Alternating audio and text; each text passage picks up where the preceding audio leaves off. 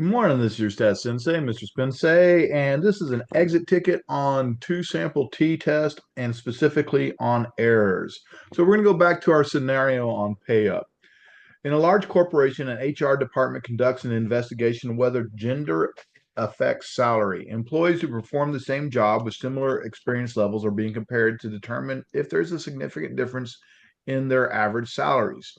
Concerns have been raised about a potential gender pay gap, with many claiming that male employees are compensated more than females. So basically, we're concerned that males' pay is greater than females.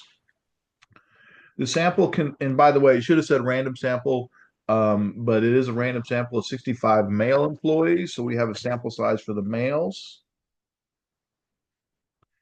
of n equals 65. And I'm just going to note this out here, n equals 65. And that's for the males. And then we have 57 female employees. I'm going to make a note of that as well. So we have random sample of 57 females. From a population of more than 5,000 males, so there's our population size, and more than 4,500 females.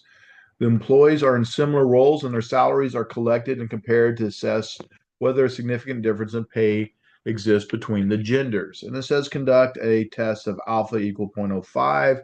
And we actually need to do that. First, we need to write our hypothesis, which is simply going to be the two payment levels are the same. And we're using M1 for the males and M2 for the females. And that's what we labeled up here. And we're concerned that males are being paid more than females. So M1 is greater than M2. So male pay is greater than female pay. All right. If it concerns you about the M1 and M2, you could do something like this. HO mu is mu of the males equals mu of the females. And the ha would, of course, be mu of the males is greater than mu of the females. All right. So we have calculated our p-value, and I'm going to go ahead and do that real quickly. Stat test. And we're going to go to number 4, which is two sample t-test. And I've already put my data in. I have 45,000 for the average pay for the males with a standard deviation of 5,200. And there's my sample size at 65.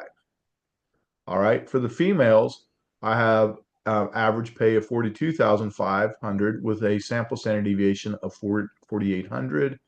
And we can see that the sample size is 57. And since we have a greater than, we also need a greater than there. And we never pool. When we calculate,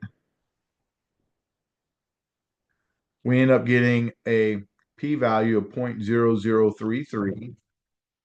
And that's going to be less than our alpha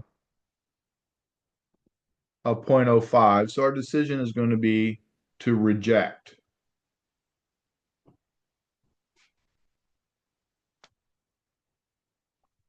Well, if our decision is to reject the null, the only type of error that we could have committed is type 1, because reject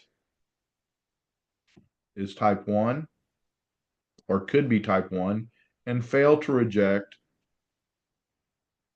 could be type 2. Doesn't mean it is, it could be. So that gets rid of the was, because it's never going to be, we're not sure that we did so.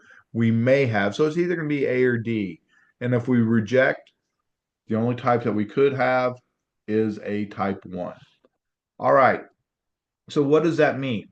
Well, basically what that means, we did not believe this, but this was the truth. So we rejected the truth.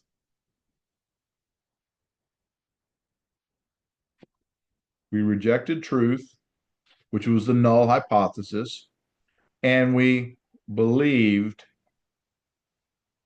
the lie. So anytime we make an error, we believe the lie, we believe what's wrong.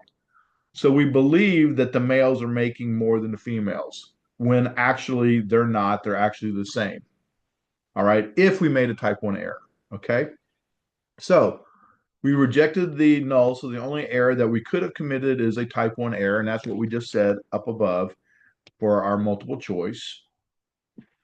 In this case, we said that the salary for the male employees was more than the salary for the female employees because we believed that the male salary was greater than that for the females, when in fact it was false. And as a result, we changed the salary compensation when it didn't need to be. The consequences that we said that there was a pay gap and attempted to correct for it when in fact there was no pay gap.